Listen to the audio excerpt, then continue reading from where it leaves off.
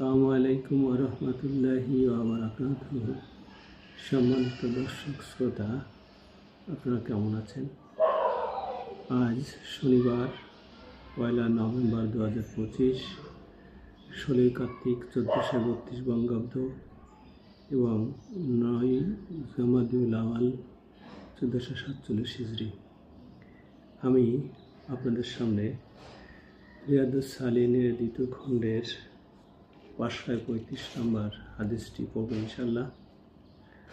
হযরত ইবনে মাসউদ রাদিয়াল্লাহু থেকে বর্ণিত, তিনি বলেন, রাসূলুল্লাহ সাল্লাল্লাহু আলাইহি ওয়াসাল্লাম ইরশাদ করেছেন, অভাব অনটন যার কাছে পৌঁছে সে যদি তার সমাধান মানুষের কাছে চায়, তাহলে তার এই অভাব দূরীভূত হবে না।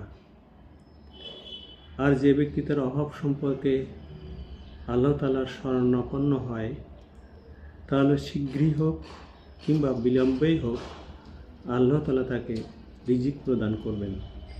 আবু দাউদ ও তিরমিজি শরীফ। আল্লাহ তাআলা এই হাদিসটি আমাদেরকে স্মরণ রাখার এবং সে অনুযায়ী আমল করার তৌফিক দিন। আমিন।